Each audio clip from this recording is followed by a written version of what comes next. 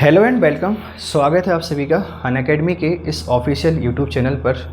मेरा नाम है गौरव शर्मा और आज हम लोग एक ऐसे टॉपिक के बारे में बात करने वाले हैं जो कि बेसिकली हर एक बच्चे को परेशान करता है। और इस टॉपिक की इम्पोर्टेंस इतनी है कि एमपीपीएससी और व्यापम के एग्ज़ाम की जब आप लोग तैयारी करते हैं, ये टॉपिक आपको बहुत ज़्यादा क्या करता है, परेशान करता है। आप समझ जाइए, अगर एक इम्पोर्टेंट टॉपिक के बारे में हम लोग बात कर रहे हैं, इट्स मीन मैं आपसे बात कर रहा हूँ एमपीजीके के बारे में। ये हमारी एक न्यू सीरीज स्टार्ट हो रही है और आपने अभी तक एमपी को पढ़ा होगा अपने तरीके से। और जब भी हम लोग बाईटी की बात करते हैं, यूट्यूब की बात करते हैं, ये फर्स्ट टाइम आपको इस तरीके से क्लासेस देखने को मिलेंगी। एमपी को काफ़ी सारे लोग अपने तरीके से पढ़ाने की कोशिश करते हैं, बट वो फील आपको आ नहीं पाता है। इन लेक्चर्स की इम्पोर्टेंस क्यों है, ये इम्पोर्टेंस मैं आपको थोड़ा सा बता दूं कि देखो बच्चों, एमपी की जो भी हमारे पास बुक्स अवेलेबल हैं, इन बुक्स में डेटा को लेकर बहुत ज़्यादा इश्यूज होते हैं। कोई पब्लिकेशन कुछ डेटा पब्लिश करता है, कोई पब्लिकेशन कुछ डेटा पब्लिश करता है, तो बच्चे परेशान होते हैं। और वैसे तो कोई दिक्कत नहीं है, लेकिन जब कभी एक क्वेश्चन की हम लोग बात करते हैं या दो क्वेश्चन की हम लोग बात करते हैं, इनसे किसी बच्चे का सिलेक्शन रुकता है तो थोड़ी सी तकलीफ ज़्यादा होती है। क्योंकि उसके पीछे कारण क्या है, एक बच्चे का पूरा एक साल बर्बाद हो गया आपकी एक छोटी सी गलती के कारण। तो मेरी कोशिश ये रहेगी कि यहाँ से हम लोग ऐसे डेटा पे बात करें जो एमपी का एक तो रियल डेटा हो और रियल डेटा के साथ में उसमें ऑथेंटिसिटी भी हो।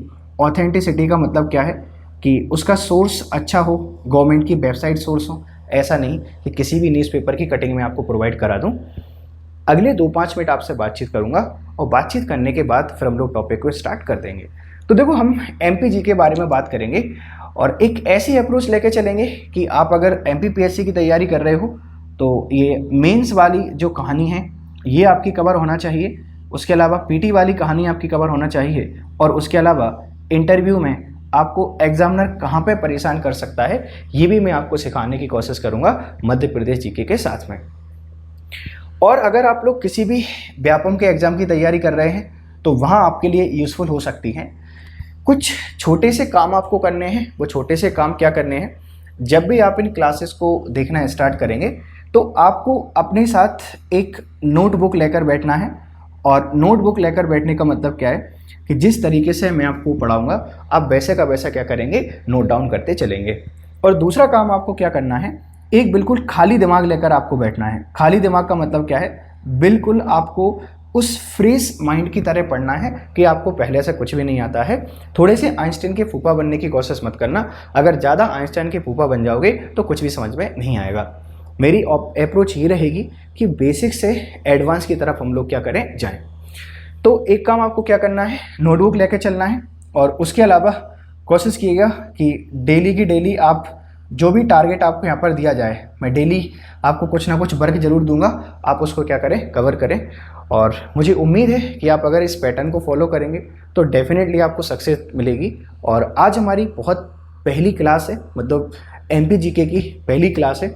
और एमपीजीके की पहली क्लास में मैं आपको बता दूं कि हम लोग किस तरीके से चीज़ों को कवर करने वाले हैं। तो थोड़ा सा बातचीत कर लेते हैं कि हमारा अब ये सफ़र कैसा जाने वाला है। तो एमपीजीके को कवर करने की हमारी जो रणनीति रहेगी, हमारा जो तरीका रहेगा, हम एमपी को कुछ पार्ट्स में डिवाइड करेंगे। और कुछ पार्ट्स में डिवाइड करने का मतलब क्या है कि बेसिकली हम इसको मेजर 4 पार्ट में डिवाइड करने वाले हैं। ये 4 पार्ट कौन कौन से हैं, पहले हम लोग बात करेंगे फिजिकल ज्योग्राफी के बारे में, है ना। सबसे पहले हम लोग बात करेंगे किसके बारे में, जो फिजिकल ज्योग्राफी है या हम लोग मध्य प्रदेश की जो भूगोल है इसके बारे में बात करेंगे। पहला हमारा जो टॉपिक रहेगा ये क्या रहेगा, ये रहेगा मध्य प्रदेश का भूगोल। और मध्य प्रदेश के भूगोल की मैं जब भी आपसे बात करता हूँ तो इसके काफ़ी सारे पॉइंट हैं, या हम लोग इसको काफ़ी सारे पॉइंट में डिवाइड कर सकते हैं। जैसे हम फिजियोग्राफी के बारे में बात करें कि जो मध्य प्रदेश है, इस मध्य प्रदेश की फिजियोग्राफी क्या है। फिजियोग्राफी के अलावा फिर यहाँ पर आपके पास कौन कौन सी माउंटेन रेंजेस पाई जाती हैं, इन माउंटेन रेंजेस के बारे में हम लोग क्या करेंगे, बातचीत करेंगे। देन यहाँ का जो रॉक सिस्टम है मध्य प्रदेश का, हम इस रॉक सिस्टम के बारे में बातचीत करेंगे। देन हम लोग बात करेंगे जो आपके पास रिवर्स हैं, ये रिवर्स के बारे में। तो जो हमारा जो फिजियोग्राफी है, फिजियोग्राफी की कुछ इंपॉर्टेंट जो टॉपिक्स होते हैं हम इसको कवर करेंगे, और इसके साथ में जो भी रिमेनिंग टॉपिक्स हैं जैसे जैसे हम लोग आगे बढ़ते जाएंगे मैं आपको कवर कराता यहाँ पर चलूँगा। फिजियोग्राफी कवर करने के बाद हम लोग देखेंगे कि मध्य प्रदेश का एक तरीके से जो इकोनॉमिक ज्योग्राफी की हम लोग बात करते हैं, और इकोनॉमिक की जब भी हम लोग बात करेंगे या इकोनॉमिक एमपी की हम लोग जब भी बात करते हैं तो इसमें आपको क्या देखने को मिलेगा, जो आपका मध्य प्रदेश है, इस मध्य प्रदेश की जो आपके पास अर्थव्यवस्था है, इस अर्थव्यवस्था के बारे में हम लोग क्या करेंगे, यहाँ पर बातचीत करेंगे। और जब भी हम लोग अर्थव्यवस्था के बारे में बातचीत करते हैं तो इसके अपने काफ़ी सारे पिलर हैं। काफ़ी सारे पिलर का मतलब क्या है कि हम लोग यहाँ पर बात करेंगे सॉइल के बारे में। सबसे पहले इस सॉइल को मैं आपको यहाँ पर भी इंक्लूड कर सकता था, लेकिन हम लोग कहाँ पर पढ़ेंगे, एग्रीकल्चर में पढ़ेंगे। और सॉइल के साथ में हम लोग क्या पढ़ेंगे, यहाँ पर हम पढ़ेंगे एग्रीकल्चर। जब भी हम लोग अर्थव्यवस्था के बारे में बात करते हैं तो एग्रीकल्चर पढ़ेंगे, सॉइल पढ़ेंगे, इसके साथ में हम लोग पढ़ेंगे मिनरल वेल्थ। ठीक है, हम लोग किसके बारे में बात करेंगे, जो मिनरल वेल्थ है इसके बारे में बात करेंगे। और इसी के साथ में हम लोग देखेंगे जो हमारे पास एनर्जी रिसोर्सेज हैं, ये एनर्जी रिसोर्सेज क्या क्या हैं। पहले हम लोग बात करने वाले हैं फिजिकल या फिजियोग्राफी के बारे में। सबसे पहले हम लोग बात करेंगे मध्य प्रदेश के भूगोल के बारे में, देन हम लोग बात करेंगे मध्य प्रदेश की अर्थव्यवस्था के बारे में। इसमें आपको सॉइल देखने को मिलेगा, एग्रीकल्चर देखने को मिलेगा, मिनरल वेल्थ देखने को मिलेंगे, एनर्जी रिसोर्सेज देखने को मिलेंगे, और इसके साथ में जो इंडस्ट्री है हम इस इंडस्ट्री को भी क्या करेंगे, कवर करेंगे। और जैसे ही हम लोग इन दो टॉपिक को कवर कर लेंगे, तीसरा हमारा जो टॉपिक रहेगा वो तीसरा टॉपिक रहेगा हमारे यहाँ पर कौन सा, कि हम लोग एमपी की जो पॉलिटी है, मतलब मध्य प्रदेश का जो राजनीतिक घटनाक्रम होता है या मध्य प्रदेश की जो राजनीतिक संरचना है, हम इस राजनीतिक संरचना को समझेंगे कि क्या यहाँ पर पॉलिटिकल स्ट्रक्चर है, क्या की पॉलिटी को समझेंगे, और बहुत आसान भाषा में पढ़ने वाले हैं हर एक चीज़ को।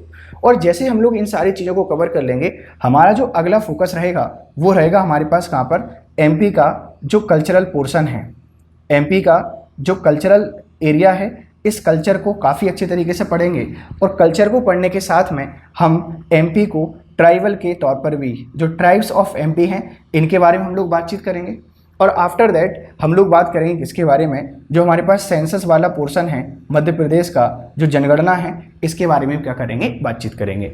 मतलब क्या है, हमारा ये जो सफ़र है बहुत प्यारा होने वाला है। बहुत आसानी से हम पूरी एमपी को क्या करने वाले हैं, कवर करने वाले हैं। आई होप आप मेरी रणनीति को समझ गए होंगे, और ये रणनीति आपको बहुत ज़्यादा हेल्प करेगी एमपीपीएससी मेंस और एमपीपीएससी प्रीलिम्स। मेरा जो अप्रोच रहेगा बच्चों को क्या रहेगा, वो रहेगा मेंस। फैक्चुअल डेटा आपको फाइंड करने हैं, फैक्टों को आपको कवर करने हैं। जैसे ही आपका प्रीलिम्स का पेपर आता है, मैं डेफिनेटली प्रीलिम्स ओरिएंटेड एक सीरीज स्टार्ट करूंगा मध्य प्रदेश जीके की, जो आपको बहुत हेल्प करेगी। फिलहाल हम लोग फोकस करते हैं किसके बारे में, मेंस ओरिएंटेशन पर। तो फिजियोग्राफी को पढ़ने से पहले आपको मध्य प्रदेश का सामान्य परिचय आना चाहिए, और सामान्य परिचय के अंतर्गत हम दो चीज़ों के बारे में बात करते हैं। क्या, ये जो हमारी कुछ क्लास चलने वाली है कुछ दिनों तक, किसके आसपास चलेगी, ये देखिएगा कि फिजियोग्राफी से पहले हम एक तो बात करेंगे सामान्य परिचय के बारे में, और आज हम लोग सामान्य परिचय को कवर कर लेते हैं। सामान्य परिचय के अलावा फिर हम लोग एक और टॉपिक यहाँ पर देखेंगे कि हमारा जो स्टेट को कैसे रीऑर्गेनाइज किया गया, मतलब राज्य का जो पुनर्गठन है, ये राज्य पुनर्गठन में आपको क्या करने वाला हूँ, पढ़ाने वाला हूँ। ये दो चीज़ें हम लोग क्या करेंगे, डिस्कस करेंगे। सामान्य परिचय क्यों पढ़ना जरूरी है बच्चे, कि अगर आप किसी भी फील्ड में जाते हैं, आप किसी स्टेट सर्विस के एग्जाम की तैयारी कर रहे हैं, एटलीस्ट एमपी का एक जनरल इंट्रोडक्शन, एक सामान्य परिचय तो आप लोगों को आना चाहिए। चलिए स्टार्ट करते हैं, जनरल डिस्कशन देखते हैं, सामान्य परिचय को हम लोग देखते हैं। और सामान्य परिचय में बहुत छोटी छोटी बातें आपको याद रखनी है। क्या छोटी छोटी बातें याद रखनी है, कि जैसे आपके पास हमारा मध्य प्रदेश है, इस मध्य प्रदेश की स्थापना कब हुई, पहली चीज़ तो ये, मतलब हमारा जो मध्य प्रदेश है, ये मध्य प्रदेश आपके पास कब बना, 1956 में बना। तो क्या 1956 से पहले कुछ भी नहीं था? हाँ भाई, 1956 से पहले मध्य प्रदेश जैसा तो कुछ भी नहीं था, लेकिन मध्य प्रदेश के कुछ छोटे छोटे क्या थे आपके पास, हिस्से थे। इसको मैं आपको पढ़ाने वाला हूँ कहाँ पर, आपके पास रीऑर्गेनाइज जब करेंगे एमपी को तब। मतलब जब मध्य प्रदेश का पुनर्गठन हम लोग पढ़ेंगे तो सारी चीज़ें मैं आपको पढ़ाने वाला हूँ।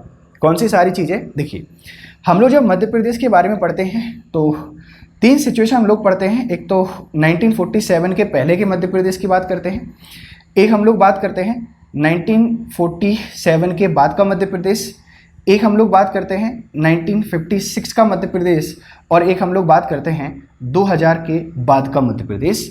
आज हम लोग जो जनरल इंट्रोडक्शन देखेंगे वो इसके बारे में देखने वाले हैं। वो हम लोग क्या करेंगे कि 2000 के बाद हमारा मध्य प्रदेश कैसा है इसको देखने वाले हैं।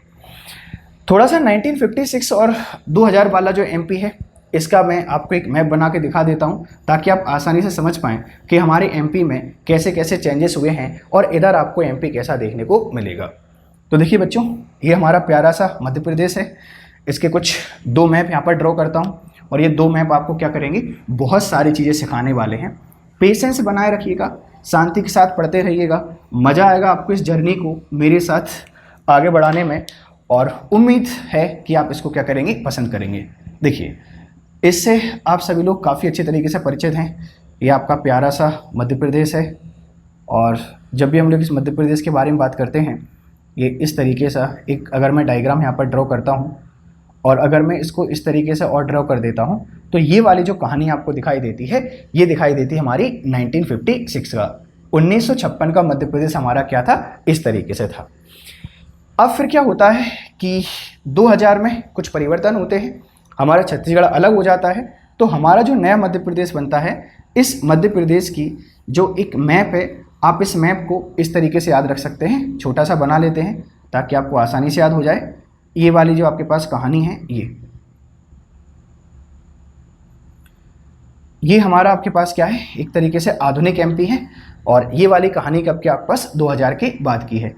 तो आज मैं आपसे बातचीत करने वाला हूँ इसी के बारे में, हम लोग इसके बारे में बातचीत नहीं करेंगे, ठीक है। चलिए, तो जब भी बच्चे आप लोग जर्नल इंट्रोडक्शन को पढ़ना स्टार्ट करते हैं, जर्नल इंट्रोडक्शन पढ़ने से पहले एक सबसे इम्पोर्टेंट बात आपको याद करनी चाहिए। सबसे इम्पोर्टेंट जो टॉपिक है या सबसे महत्वपूर्ण बात है, वो होती है किसी भी प्रदेश या किसी भी देश की क्या लोकेशन।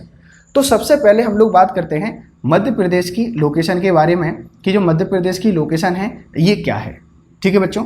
तो एक चीज़ याद रखिएगा, यहाँ से इस तरीके से एक लाइन जाती है, और ये लाइन आपको याद रखनी है। और इसके अलावा अगर यहाँ से एक लाइन जाती है, तो ऊपर से भी इस तरीके से एक लाइन जाने वाली है। आप इस लाइन के बारे में क्या रखेंगे, याद रखेंगे। जब भी मैं नीचे वाली लाइन की बात करता हूँ, ये आपके पास क्या है, ये आपकी जानी जाती है 21 डिग्री 6 मिनट के नाम से। और जब भी मैं इसके बारे में बात करता हूँ, तो और ये जानी जाती है 26 डिग्री 30 मिनट के नाम से। ये क्या है मैं आपको समझाऊंगा। तो मध्य प्रदेश आपका 21 डिग्री 6 मिनट उत्तरी अक्षांश नॉर्थ लैटिट्यूड से लेकर 26 डिग्री 30 मिनट उत्तरी अक्षांश नॉर्थ लैटिट्यूड के बीच में अवस्थित है। और जब भी हम लोग देशांतर की लाइन की बात करते हैं, तो यहाँ आपको दिखाई देगी एक लाइन, यहाँ आपको दिखाई देती है। और इसकी जब भी हम लोग बात करते हैं, ये 74 डिग्री 9 मिनट आपको दिखाई देती है। 74 डिग्री 9 मिनट से लेकर यहाँ से एक लाइन जाती है, और ये आपकी मानी जाती है 82 डिग्री 48 मिनट के नाम से। अब ये 4-5 लाइन मैंने यहाँ पर आपके पास लिख दी है। इसमें आप लोग लगा देते हैं ईस्ट लॉन्गिट्यूड, यहाँ पर मैं लिख देता हूँ क्या, ईस्ट लॉन्गिट्यूड। तो मध्य प्रदेश की लोकेशन जब भी आपसे कोई बात करता है, मध्य प्रदेश की अवस्थिति जब भी आपसे कोई बात करता है, तो आप अवस्थिति को इस तरीके से बताइए कि हमारा मध्य प्रदेश 21 डिग्री 6 मिनट से लेकर 26 डिग्री 30 मिनट उत्तरी अक्षांश। और देशांतर की जब भी हम लोग बात करते हैं, तो आपको बताना है 74 डिग्री 9 मिनट से लेकर जो 82 डिग्री 48 मिनट आपके पास पूर्वी देशांतर। ये क्या होते हैं अभी समझते हैं। तो यहाँ पे हमारा मध्य प्रदेश क्या करता है, अवस्थित करता है। और ये वाली जो कहानी है बच्चों, याद रखिएगा, ये 1 नवंबर 2000 के बाद की है, जब हमने क्या किया, मध्य प्रदेश से छत्तीसगढ़ को अलग कर दिया था। अब ये अक्षांश और देशांतर शब्द आपको परेशान कर रहे होंगे, थोड़ा सा चलिए इनको समझते हैं। देखो बच्चे, ये आपकी पृथ्वी है, और इस पृथ्वी पर समय और दूरी का निर्धारण करने के लिए हमने क्या किया, कुछ लाइनों को ड्रॉ कर लिया। ये जो आपके पास लेटी हुई लाइनें आपको दिखाई देती है ना, ये जो लेटी हुई लाइनें आपको दिखाई दे रही हैं, इनको हम लोग बोलते हैं अक्षांश के नाम से। ये जो दो समान अक्षों को मिलाने वाली रेखाएं आपके पास क्या है, अक्षांश लाइन है। और ये जो खड़ी लाइनें आपको दिखाई दे रही हैं, इनको क्या बोला जाता है? देशांतर लाइन बोला जाता है। ये क्या होती हैं? वर्ल्ड जियो में बहुत अच्छे से समझेंगे। हमने पृथ्वी पर समय और दूरी के निर्धारण करने के लिए कुछ काल्पनिक रेखाएं मानी, और इन काल्पनिक रेखाओं में जो लेटी हुई हैं हमने इन्हें अक्षांश बोल दिया, लेटीट्यूड बोल दिया। ये 0 डिग्री, उसके बाद 1 2 3 4 इस तरीके से कहानी आगे बढ़ती चली गई। ये हमने 0 डिग्री लाइन इसको माना, फिर 1 2 3 4 5 6 कहानी इस तरीके से बढ़ती चली गई। तो जो लेटी हुई लाइनें हैं बच्चे, ये आपके पास क्या है? लेटीट्यूड है, ये 0 डिग्री है।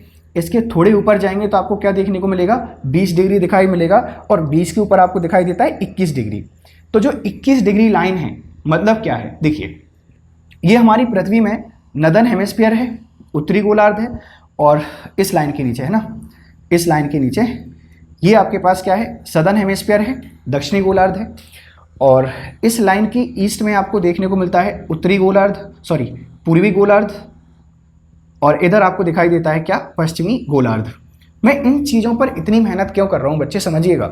एग्जामिनर आपको मूर्ख बनाने की कोशिश करता है और वो लिख देता है कि मध्य प्रदेश अवस्थित है 21 डिग्री 6 मिनट से लेकर 26 डिग्री 30 मिनट उत्तरी अक्षांश, और यहाँ पर लिख देगा 74 डिग्री 9 मिनट से लेकर 82 डिग्री 48 पूर्वी की जगह लिख देता है पश्चिमी देशांतर।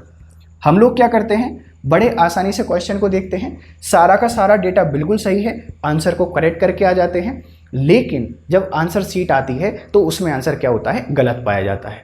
फिर हमारा दिमाग काम करना बंद कर देता है कि गलती कहाँ पर हुई। फिर हम लोग पेपर को उठाकर देखते हैं, और ये छोटी छोटी गलतियाँ बच्चे हम लोग क्या करके आते हैं। तो अब थोड़ा सा याद रखिएगा कि उत्तर पूर्वी गोलार्ध कैसे बच्चे? देखिए, अगर मैं एक और पृथ्वी को यहाँ पर बनाने की कोशिश करूँ, ये हमारी क्या है? पृथ्वी है, और ये बीच वाली लाइन खींच ली हमने, और एक ये वाली लाइन खींच ली। ये नदर्न हेमिस्फीयर, ये सदर्न हेमिस्फीयर, ये ईस्ट वाला, और ये आपके पास कौन सा? वेस्ट वाला। इसको 0 बना देते हैं, इसको भी 0 बना देते हैं। हमारा भारत कहाँ पर है? भारत इधर है। जब हमारा भारत ही आपके पास इस वाले रीजन में है, उत्तर पूर्वी आपके पास जो गोलार्ध है, या उत्तर पूर्वी गोलार्ध में हमारा भारत है, तो इस भारत का ही हिस्सा आपके पास क्या? हमारा MP है। तो MP भी कहाँ मिलेगा? उत्तर पूर्वी गोलार्ध में। ठीक है, तो ये थोड़ा सा अक्षांश और थोड़ा सा देशांतर को याद रखना। आई होप ये चीज़ें आपको क्या करेंगी? समझ में आएंगी। तो मध्य प्रदेश की अवस्थिति आपको कैसे याद रखना है? 21 डिग्री 6 मिनट से लेकर 26 डिग्री 30 मिनट उत्तरी अक्षांश, 74 डिग्री 9 मिनट से लेकर 82 डिग्री 48 पूर्वी देशांतर। बच्चे याद रखना, यहाँ पर बहुत कंफ्यूज करता है एग्जामिनर, बहुत खेलता है आपके माइंड से। आपको उसको खेलने की परमिशन नहीं देना है, आपको करेक्ट आंसर लगा के आना है। अगर आपको इसकी अवस्थिति पता है तो थोड़ा सा एरिया के बारे में ही बात कर लेते हैं। देखो बच्चों, जो मध्य प्रदेश का एरिया है, जब भी हम लोग क्षेत्रफल की बात करते हैं, ये आपको दिखाई देता है 308245। अब आपके मन में सवाल आ रहे होंगे, सर ये 308245 कैसे? क्योंकि हम लोगों ने तो ये पढ़ा है 308252। बच्चों आप लोग सही हैं, आपने बिल्कुल सही पढ़ा है, लेकिन हुआ क्या है कि हमारा जो अनूपपुर वाला रीजन है, इस अनूपपुर वाले रीजन की जब भी हम लोग बात करते हैं, इधर इस रीजन में हमें एक वैली दिखाई देती है, और इसको आप लोग जानते हैं करार घाटी। और जो करार घाटी है बच्चे, ये 7 किलोमीटर की है, और 2018 में ये वाला जो एरिया है हमने किसको दे दिया है? छत्तीसगढ़ को दे दिया है। उससे पहले हमारे पास था, उससे पहले हमारा जो एरिया था ये 308252 माना जाता था, लेकिन अब हमारा एरिया क्या है? 308245।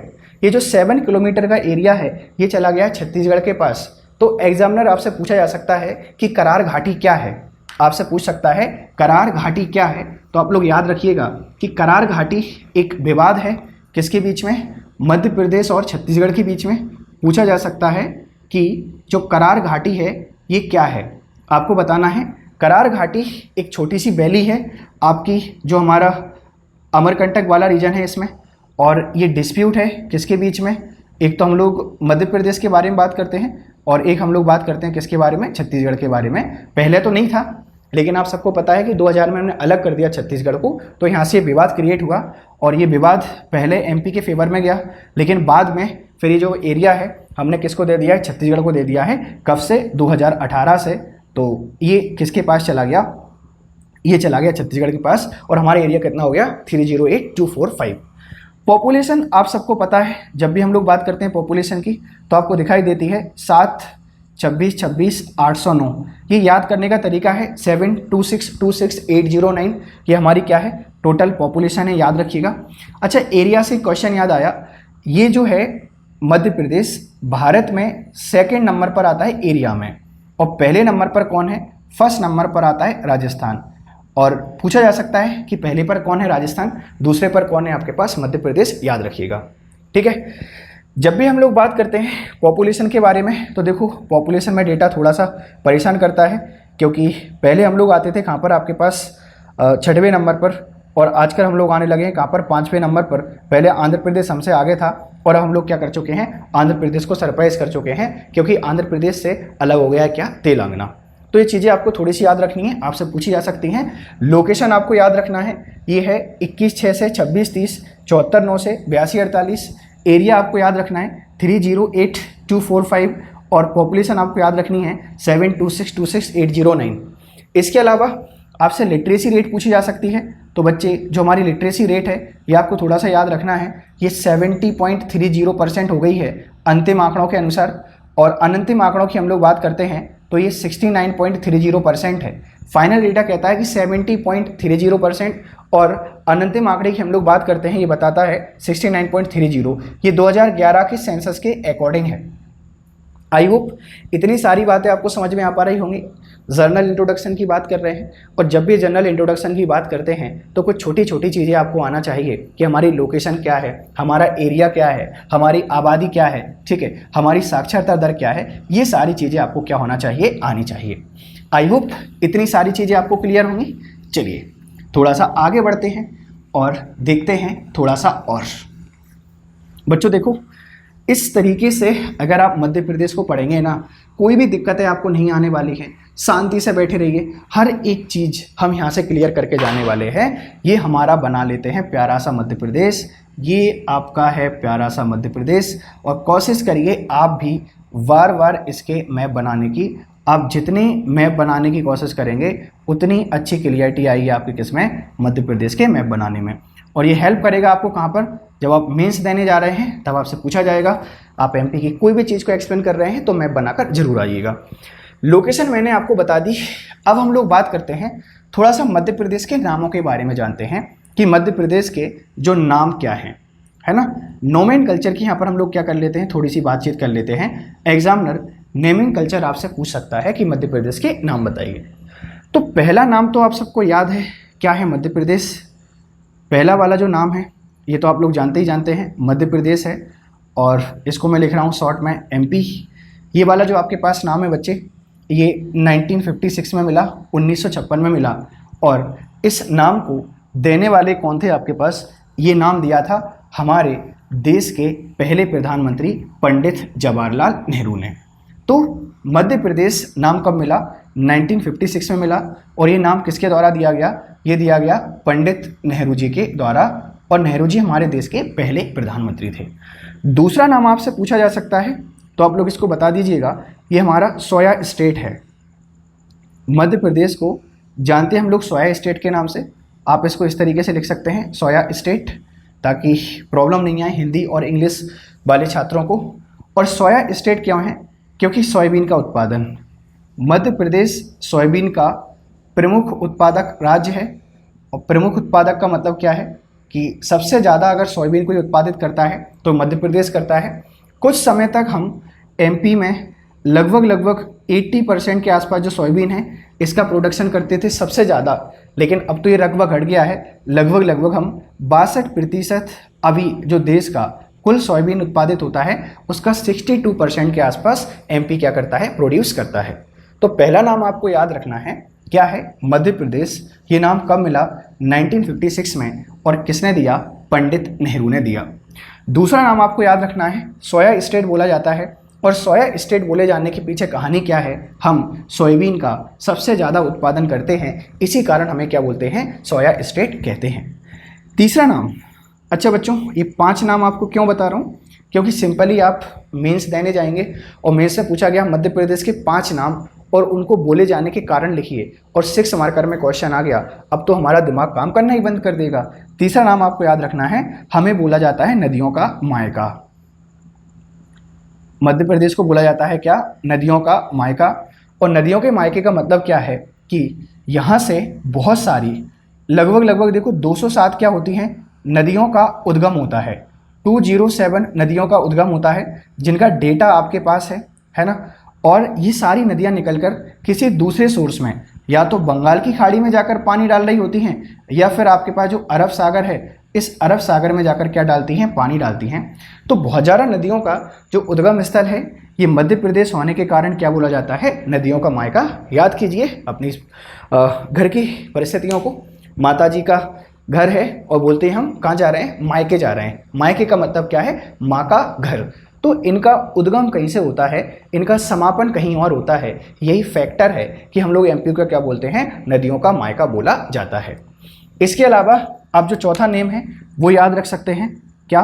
कि हमें बोला जाता है लघु भारत। लघु भारत, लघु भारत का मतलब क्या है? देखिए हमारा जो मध्य प्रदेश है इसकी जो सामाजिक विशेषताएं हैं, सामाजिक व सांस्कृतिक, ये सारी की सारी विशेषताएं आपको ऐसी देखने को मिलेगी जो भारत की हैं। मतलब इंडिया में बड़े लेवल पर जो भी आपको देखने को मिलेगा वो आपको हर एक समाज की हम लोग बात करें या कल्चर की हम लोग बात करें एमपी में देखने को मिल जाता है। तो सामाजिक सांस्कृतिक जो हमारी ट्राइबल कल्चर है इसके कारण हम मध्य प्रदेश को क्या बोलते हैं? लघु भारत के नाम से जाना जाता है। 4 नेम आपको याद हो गए। एक और बहुत आसान नाम है, आप उसको भी याद रख सकते हैं कि मध्य प्रदेश को बोला जाता है क्या? Tiger state. मध्य प्रदेश को बोला जाता है क्या? Tiger state. और जब भी हम लोग टाइगर स्टेट की बात करते हैं बच्चों एक बात याद रखिएगा कि टाइगर स्टेट के पीछे की कहानी थोड़ी सी अलग है। क्या? हमें ऐसा लगता है कि जिसके पास मैक्सिमम टाइगर होंगे वही टाइगर स्टेट कहलाएगा। ये हमारे मन में सवाल आता है और आना भी चाहिए और होता भी ऐसा ही है। लेकिन बच्चों टाइगर स्टेट मध्य प्रदेश को मैक्सिमम टाइगर की संख्या के कारण नहीं, जो हमारे पास प्रोजेक्ट टाइगर हैं, पीटी आपने पढ़ा होगा। जब भी आप लोग नेशनल पार्क पढ़ते हैं तो नेशनल पार्क में पढ़ाया जाता है प्रोजेक्ट टाइगर। सबसे ज़्यादा जो पीटी हैं, प्रोजेक्ट टाइगर प्रोग्राम हैं, वो हमारे मध्य प्रदेश में चल रहे हैं। इसी कारण मध्य प्रदेश को बोला जाता है क्या? Tiger state. देखो बच्चे अभी तो हमारे पास टाइगर भी सबसे ज़्यादा है। न्यू टाइगर सेंसस के अकॉर्डिंग मध्य प्रदेश 526 टाइगर के साथ में पहले नंबर पर है। ठीक है, तो टाइगरों की संख्या भी ज़्यादा हो गई है और पीटी भी हमारे पास ज़्यादा है। इसी कारण एमपी को क्या बोला जाता है? टाइगर स्टेट बोला जाता है। आई होप इतनी सारी बातें आपको क्लियर होंगी। आप एक और नाम बता सकते हो। देखो मध्य प्रदेश नाम किसने दिया है? पंडित नेहरू ने। कब आया? 1956 में। सोया स्टेट दूसरा नाम आप लोग बता सकते हो। सोयाबीन का प्रमुख उत्पादक है, इसीलिए सोया स्टेट बोला जाता है। नदियों का मायका आप लोग बता सकते हैं। क्यों? क्योंकि 207 से अधिक नदियों का उद्गम कहाँ से होता है? मध्य प्रदेश से होता है। आप इसको लघु भारत कह सकते हैं। लघु भारत क्यों कहते हैं? सामाजिक और जो सांस्कृतिक विरासत है वो भारत जैसी आपको देखने को मिल जाएगी। या हम लोग जलवायु की बात करें वो भी आपको भारत जैसी देखने को मिल जाएगी। इसी कारण से हम क्या बोलते हैं? लघु भारत बोलते हैं मध्य प्रदेश को। आप टाइगर स्टेट के बारे में कहानी बता सकते हैं कि सबसे ज़्यादा टाइगर और सबसे ज़्यादा टाइगर प्रोजेक्ट मध्य प्रदेश में चलते हैं, इसीलिए मध्य प्रदेश को क्या बोला जाता है? टाइगर स्टेट बोला जाता है। इसके अलावा आप एक दो नामों के बारे में और बात कर सकते हैं। जैसे हमारा जो मध्य प्रदेश है इस मध्य प्रदेश को हृदय प्रदेश बोला जाता है। हमारा जो मध्य प्रदेश है इसको क्या बोला जाता है? हृदय प्रदेश बोला जाता है। और जब भी हम लोग हृदय प्रदेश की बात करते हैं तो ये थोड़ा सा आपको क्या करता है? परेशान करने लगता है। क्यों? ये आपके पास क्या है? छठवां नाम है। देखिए हृदय प्रदेश क्यों बोलते हैं?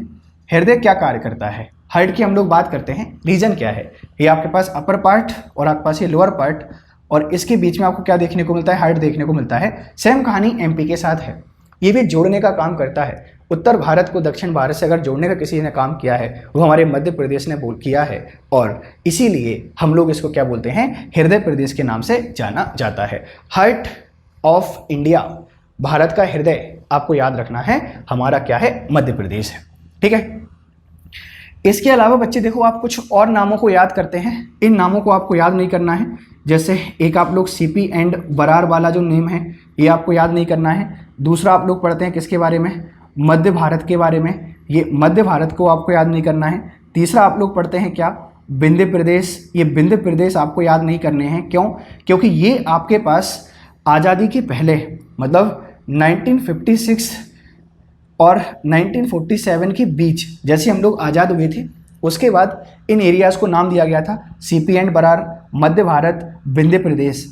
ये नाम आपको पेपर में लिख कर नहीं आने हैं। अगर आप इन नाम को लिख कर आओगे तो एग्जामिनर समझ जाएगा कि बच्चे के पास थोड़ा सा कम अनुभव है सब्जेक्ट का और थोड़े से कम नंबर आपको मिलने वाले हैं और हो सकता है कि दोबारा आपको मेंस देने जाने का फिर रास्ता देखना पड़े। और बच्चों, एक बार प्रीलिम्स क्लियर होने के बाद बिल्कुल भी आपको गलतियां नहीं करनी है, पूरी सीरियस होकर आपकी तैयारी करनी है, अदरवाइज दोबारा प्रीलिम्स के चक्कर में कौन पड़ेगा। तो 5 नाम शायद आपको क्लियर हो गए होंगे। अगर 5 नाम आपको क्लियर हो गए हैं तो हम लोग आगे बढ़ते हैं और देखते हैं थोड़ा सा और मध्य प्रदेश का सामान्य परिचय। देखो बच्चे, ऐसी उम्मीद मत करना कि हम लोग मध्य प्रदेश के सामान्य परिचय को पढ़ रहे हैं तो ये हमारी मतलब का नहीं है, कि आपकी बहुत मतलब का है। क्यों? क्योंकि आप लोग इस तरीके से शायद एमपी की स्टडी नहीं करते हैं, आप रटने पर फोकस करते हैं। अब आपको क्या करना है, समझना है। चलिए थोड़ा सा और देखते हैं। देखिए बच्चे, ये हमारा छोटा सा मध्य प्रदेश बनाते हैं और इस छोटे से मध्य प्रदेश में काफ़ी सारी चीज़ों को आपको समझना है। काफ़ी सारी चीज़ों का मतलब क्या है कि कुछ पॉइंट आपसे पूछे जाते हैं और ये पॉइंट भी आपको आने चाहिए, क्योंकि अब जर्नल इंट्रोडक्शन में तो यही सारी चीज़ें आपसे पूछी जाएंगी। जैसे यहाँ पे हम लोग बात करते हैं मुरैना के बारे में। ये पॉइंट मैंने यहाँ पर लिख दिया है क्या, मुरैना, और आप लोग समझ गए होंगे मुरैना लिखने का मतलब क्या है कि सबसे उत्तरी जिला, मध्य प्रदेश का जो सबसे उत्तरी जिला है आपसे पूछा जा सकता है। सबसे नदर्न डिस्ट्रिक्ट आपसे पूछा जा सकता है, कौन सा है, मुरैना है, याद रखिएगा। जब भी हम लोग बात करते हैं यह आपको दिखाई दे जाएगा हमारा सिंगरौली। जब भी हम लोग बात करें किसके बारे में, सिंगरौली के बारे में, तो सिंगरौली की कहानी आप लोग समझ गए होंगे। सिंगरौली हमारे पास क्या है, सबसे पूर्वी जिला, सबसे ईस्टर्न डिस्ट्रिक्ट आपसे पूछा जाए तो आपको याद रखना है कौन सा है, हमारा सिंगरौली है। तो उत्तरी जिला आपको याद रखना है मुरैना है, पूर्वी जिला आपको याद रखना है सिंगरौली है। पश्चिम की जब भी हम लोग बात करते हैं बच्चे, यहाँ पर आपको याद रखना है एक जिला है अलीराजपुर, एक डिस्ट्रिक्ट है आपके पास कौन सा, अलीराजपुर। ये हमारा सबसे पश्चिमी जिला है और नीचे आपको देखने को मिलेगा यहाँ पर कौन सा, बुरहानपुर। जब भी हम लोग बुरहानपुर के बारे में बात करते हैं ये आपका सबसे दक्षिणी जिला है। तो 4 क्वेश्चन आपको अच्छे से याद रखने हैं। सबसे नदर्न मोस्ट पॉइंट आपसे पूछा जाए तो नदर्न मोस्ट पॉइंट आपको याद रखना है मुरैना है। सबसे सदर्न मोस्ट डिस्ट्रिक्ट आपसे पूछा जाए तो आपको याद रखना है बुरहानपुर। याद कीजिए खानदेश को, जब भी आपने एमपी का इतिहास पढ़ा होगा या जब भी आपने भारत का इतिहास पढ़ा होगा, खानदेश का नाम आपको जरूर यहाँ पर देखने को मिला होगा। तो ये आपके पास कौन है, बुरहानपुर है। ये पश्चिम में अलीराजपुर है जो कि सबसे पश्चिमी जिला है और पूर्व में आपको दिखाई देता है सिंगरौली है जो कि सबसे पूर्वी आपका क्या है, जिला है। इसके अलावा बच्चे देखिएगा कि ये वाला जो रीजन आपको दिखाई दे रहा है यहाँ पर मुरैना से लेकर इधर तक, ये पूरा का पूरा जो एरिया आपको दिखाई दे रहा है, जब भी हम लोग इसके बारे में बात करते हैं ये वाला जो एरिया आपके पास रहेगा इसे हम लोग जानते हैं किसके नाम से, यूपी के नाम से। ये यहाँ तक आपको जो एरिया दिखाई दे रहा है ना बच्चे, इसे हम लोग जानते हैं किसके नाम से, यूपी के नाम से। मैं यहाँ पर लिख देता हूँ क्या, उत्तर प्रदेश। ठीक है, ये वाला जो रीजन है आपके पास क्या है, ये आपके पास है उत्तर प्रदेश, आपको याद रखना है। और इसकी जब भी मैं आपसे बात करता हूँ, ये वाला जो रीजन है इसको आप लोग जानते हैं किसके नाम से, राजस्थान के नाम से। ये आपके पास क्या है, राजस्थान। और इसकी मैं जब भी आपसे बात करता हूँ, ये वाला जो रीजन है ये आप जानते हैं इसको किसके नाम से, छत्तीसगढ़ के नाम से। यहाँ तक ये आपके पास क्या है, छत्तीसगढ़। और नीचे जब भी हम लोग बात करते हैं ये इधर वाला जो पोर्शन है ये आपके पास क्या है, महाराष्ट्र है। और ये छोटा सा एरिया जब भी हम लोग बात करते हैं यहाँ तक, ये हमारा क्या है, गुजरात है। आपको क्या रखना है, याद रखना है। ठीक है बच्चों, तो देखिए मैं आपको क्या समझाने की कोशिश कर रहा था, हमारा जो एमपी है ये किस किस के साथ में बॉर्डर बनाता है समझिएगा। ये आपको दिखाई दे रहा होगा, ऊपर मैंने जो लाइन ड्रॉ की है इस तरीके से, ये आपका क्या है, यूपी है। ठीक है, ये आपके पास क्या है, उत्तर प्रदेश। और तो पूछा जा सकता है उत्तर में कौन सा प्रदेश है, उत्तर प्रदेश। पूरब में कौन सा प्रदेश है आपको बताना है, छत्तीसगढ़। दक्षिण में कौन सा है आपको बताना है, महाराष्ट्र। पश्चिम में कौन सा है आपको बताना है, गुजरात। और उत्तर पश्चिम की हम लोग जब भी बात करते हैं राजस्थान, आपको क्या करना है, बताना है। देखिए बच्चे, सबसे उत्तरी पॉइंट हमारा क्या है, मुरैना। सबसे दक्षिणी पॉइंट हमारा क्या है, बुरहानपुर। सबसे पूर्वी पॉइंट हमारा क्या है, सिंगरौली। और सबसे पश्चिमी पॉइंट हमारा क्या है, अलीराजपुर। जैसा कि आप सबको पता है कि 2008 से पहले ये होता था कौन सा, सीधी। अगर आपसे पूछता है कि 2008 से पहले क्या था, तो 2008 से पहले था सीधी, और 2008 से पहले ये हुआ करता था कौन आपके पास, जब भी हम लोग बात करते हैं झाबुआ। तो ऐसा क्या हुआ, 2008 में हमने क्या किया, झाबुआ से अलग करके अलीराजपुर बना दिया और सीधी से अलग करके क्या बना दिया, सिंगरौली बना दिया। और दो बातें और आपको याद रखनी है, 2008 से पहले झाबुआ मोस्ट परसेंट आपके पास क्या था, ट्राइबल था। पूछा जाता था कि सबसे ज़्यादा परसेंट में ट्राइब कहाँ पर पाए जाते हैं, झाबुआ में पाए जाते थे। लेकिन अब सबसे ज़्यादा जो ट्राइब है परसेंटेज में, ये अलीराजपुर में पाई जाती है। परसेंटेज की बात कर रहे हैं बच्चों। और जनसंख्या की जब भी बात करेंगे आपको याद रखना है किसको, धार को। तो ये 3 फैक्ट और आपने याद कर लिए। सिंगरौली को थोड़ा सा याद करते हैं बच्चे, ये क्या है, ये आपके पास एनर्जी कैपिटल है और ऊर्जा राजधानी है। 2008 से पहले सीधी आपकी एनर्जी कैपिटल हुआ करती थी, याद रखिएगा। बुरहानपुर को कैसे याद रख सकते हो, ये आपका दक्कन का प्रवेश द्वार कहलाता है। दक्कन के प्रवेश द्वार का मतलब क्या है, गेटवे ऑफ साउथ। दक्कन नीचे वाला पोर्शन ये भारत है ना बच्चे, देखिए ये हमारा इंडिया है प्यारा सा, और इस प्यारे से इंडिया में ये वाला हमारा जो पोर्शन है ये नॉर्थ इंडिया, और इसकी हम लोग जब भी बात करते हैं ये आपका दक्कन। तो ये बुरहानपुर इसका प्रवेश द्वार है, आपको याद रखना है किसको, बुरहानपुर को। आई होप इतनी सारी बातें आप लोग समझ पा रहे होंगे। तो फिर से याद करते हैं, देखिए सबसे उत्तरी मुरैना, सबसे दक्षिणी मुरैना बुरहानपुर, सबसे पश्चिमी अलीराजपुर, पूर्वी कौन सा, सिंगरौली, उत्तर में उत्तर प्रदेश, दक्षिण में महाराष्ट्र, पूर्व में छत्तीसगढ़, पश्चिम में गुजरात और उत्तर पश्चिम में कौन आपके पास, राजस्थान। अब यहाँ से मैं आपको कुछ फैक्ट बताने जा रहा हूँ जो आपको बहुत ज़्यादा परेशान कर सकते हैं। देखिए सबसे ज़्यादा जिला हमारे लगते हैं उत्तर प्रदेश से, सबसे ज़्यादा जो ज़िले हैं ये हमारे टच करते हैं किसको, यूपी को, ठीक है। और सबसे ज़्यादा ज़िले यूपी की टच करते हैं किसको, आपके पास मध्य प्रदेश को। इनकी संख्या कितनी है बच्ची, ये है 13। इसको लेकर आपके मन में बहुत ज़्यादा सवाल रहता है, तो याद रखना 13 ज़िले हैं हमारे एमपी के जो टच करते हैं किसको, आपके पास यूपी को, ठीक है। याद रखना है आपको, सबसे ज़्यादा ज़िले किसको टच करते हैं, यूपी को टच करते हैं। सबसे कम ज़िले 2 ज़िले टच करते हैं किसको, गुजरात को। सिर्फ 2 डिस्ट्रिक्ट हमारे टच होते हैं किससे, आपके पास गुजरात से। तो 2 फैक्ट आपको याद रखना है, सबसे ज़्यादा जिले किससे टच करते हैं, यूपी से करते हैं। सबसे कम जिले किससे टच होते हैं, गुजरात से होते हैं। यहाँ पर आपको संख्या याद रखनी है 13, और आपको यहाँ पर संख्या याद रखनी है कितनी, 2, ठीक है। आगे बढ़ते हैं। देखिए बच्चे सबसे ज़्यादा एरिया, सबसे ज़्यादा बॉर्डर ये हमारा टच होता है राजस्थान से, किलोमीटर में।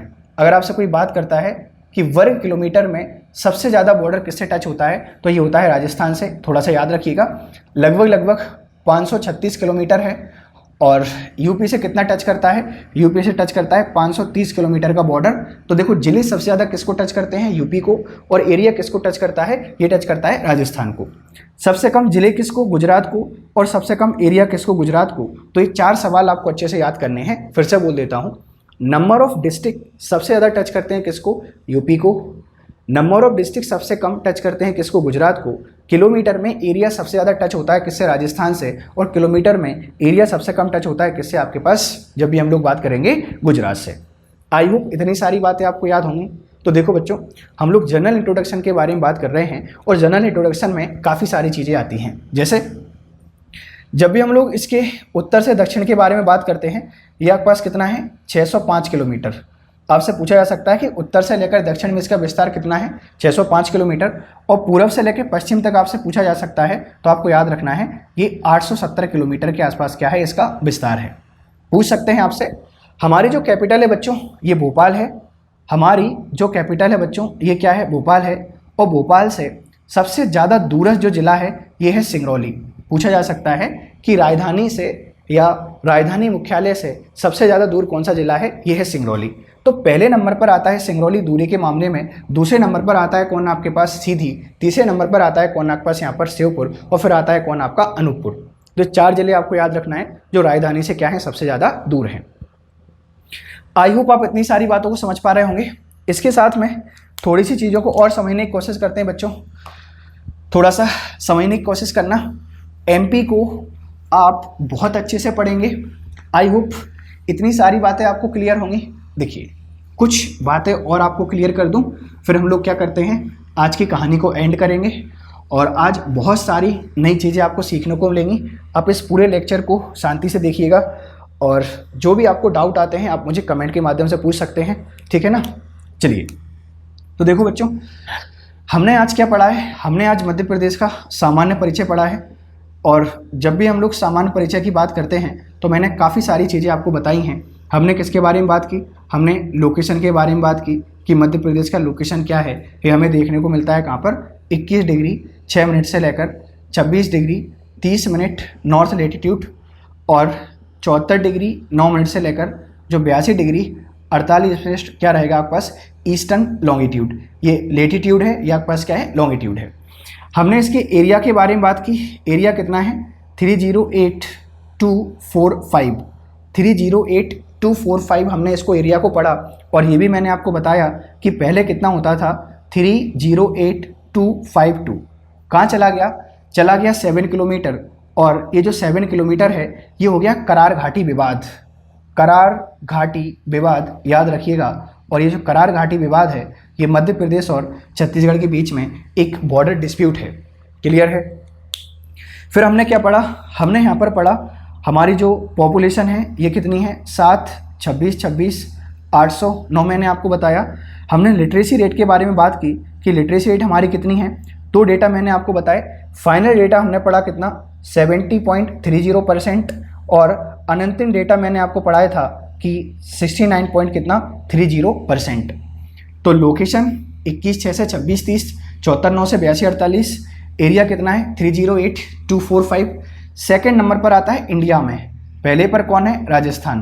पॉपुलेशन कितनी है? 7, 26, 26, 809। अब आने लगा है 5वें नंबर पर। पहले आता था किस पर? आपके पास 6वें नंबर पर। आंध्र प्रदेश अलग हो गया किससे? तेलंगाना से। तो आपके पास कहाँ आ गया? ये 5वें नंबर पर आ गया। लिटरेसी रेट 70.30 है। जब भी हम लोग बात करते हैं टोटल राज्य और केंद्र शासित प्रदेशों की तो आता है ये 28वें नंबर पर। ठीक है? और सिर्फ राज्यों की बात करते हैं तो आता है 21वें नंबर पर। और अब आने लगेगा कहाँ पर? आपके पास 20वें नंबर पर। क्यों? क्योंकि हमारा जम्मू कश्मीर क्या बन गया है? यूटी बन गया है। इतनी सारी बातें आपको याद होंगी।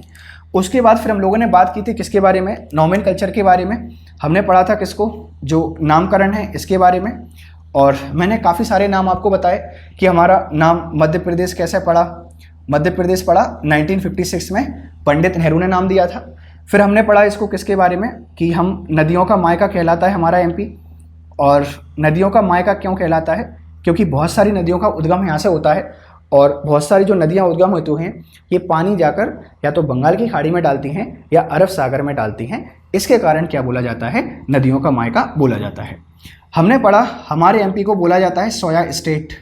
ये भी मैंने आपको बताया। सोया स्टेट क्यों बोला जाता है? क्यों? क्योंकि सोयाबीन का उत्पादन हम लोग क्या कर रहे हैं? सबसे ज़्यादा कर रहे हैं। इस कारण एमपी को बोलते हैं क्या? Soya state. हमने पढ़ा टाइगर स्टेट के बारे में कि टाइगर स्टेट क्यों बोला जाता है। इसके पीछे दो कहानियाँ हैं। कौन सी? एक तो प्रोजेक्ट टाइगर। सबसे ज़्यादा अगर पीटी कहीं चल रहे हैं तो कहाँ पर चल रहे हैं? आपके एमपी में चल रहे हैं, है ना। सबसे ज़्यादा अगर पीटी आपको दिखाई देंगे तो कहाँ पर दिखाई देंगे? एमपी में।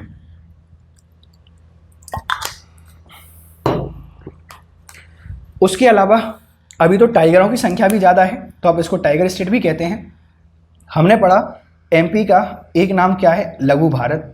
और लघु भारत कहने का मतलब क्या है कि जो भी आपके पास समाज की हम लोग बात करते हैं, सामाजिक और जो सांस्कृतिक विरासत है ये कैसी है? सेम है इंडिया की जैसे किसकी? आपके पास एमपी की है। इसके कारण क्या बन गया? आपके पास ये लघु भारत बन गया। मैंने आपको बताया ये हृदय प्रदेश है। और हृदय प्रदेश की संज्ञा क्यों दी जाती है? क्योंकि जो हार्ट का काम है कनेक्टिंग इंडिया, और सेम कहानी कौन कर रहा है आपके पास? कि हमारा मध्य प्रदेश करता है कनेक्टिंग इंडिया। इस कारण क्या बोला जाता है? हृदय प्रदेश बोला जाता है। हमने फिर कुछ और बेसिक जानकारी देखी। वो बेसिक जानकारी क्या थी कि हम कितने राज्यों से बॉर्डर टच करते हैं। ठीक है? हमारा उत्तरी बिंदु कौन सा है, दक्षिणी बिंदु कौन सा है, ये सारी चीज़ें मैंने आपको सिखाई। तो एक छोटा सा मैप देख लेते हैं और इस छोटे से मैप के थ्रू इन सारी बातों को क्या करते हैं? रिवाइज करते हैं। ये हमारा प्यारा सा एमपी है बच्चों, याद रखना। बार बार आपको एमपी के मैप बनाने हैं, बहुत बनाने हैं। और जब बार बार बनाना स्टार्ट कर दोगे तो आसानी से आपको आने लगेगा। और इन मैप का आप लोग यूज़ करेंगे कहाँ पर? मेंस एग्जामिनेशन में। ठीक है?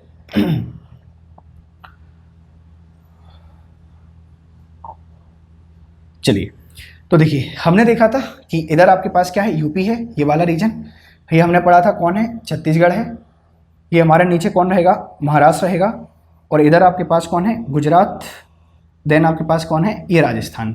मतलब क्या है? 5 राज्यों से हम लोग क्या करते हैं? सीमा टच करते हैं। उत्तर में उत्तर प्रदेश, दक्षिण में महाराष्ट्र, पूर्व में छत्तीसगढ़, पश्चिम में आपके पास कौन है गुजरात, और उत्तर पश्चिम में कौन है राजस्थान। तो टोटल कितने स्टेट हो गए आपके पास बच्चे, यहाँ पर 5 स्टेट हो गए। 5 राज्यों से हमारी क्या लगती है, सीमा लगती है। अविभाजित मध्य प्रदेश की सीमा ज़्यादा राज्यों से लगती थी, देखेंगे उसके बारे में भी। फिर हमने यहाँ पर देखा था, ये हमारा क्या है, मुरैना है सबसे उत्तरी बिंदु। फिर मैंने आपको पढ़ाया था, ये क्या है, बुरहानपुर सबसे दक्षिणी बिंदु। हमने यहाँ पर अलीराजपुर के बारे में बात की, सबसे पश्चिम बिंदु। हमने यहाँ पर सिंगरौली के बारे में बात की, सबसे पूर्वी बिंदु। तो ये उत्तर, दक्षिण, पूर्व, पश्चिम, ऐसे याद रखिए बच्चे। ये उत्तर में लिख लीजिए मुरैना, ईस्ट में लिख लीजिए क्या, सिंगरौली, वेस्ट में लिख लीजिए क्या, अलीराजपुर, और साउथ में लिख लीजिए क्या, बुरहानपुर। ठीक है, ऐसे आप लोग क्या रख सकते हैं, याद रख सकते हैं। फिर हमने इस दूरी के बारे में बात की थी, ये आपको याद रखनी है, लगभग 605 किलोमीटर है। और ये आपको याद रखनी है, ये कितनी है आपके पास, 870 किलोमीटर है। तो ये छोटी छोटी बातें मैंने आपको क्या की, यहाँ पर बताई। कुछ बातें और आपको याद रखना है बच्चों, जैसे ये हमारा मुरैना है।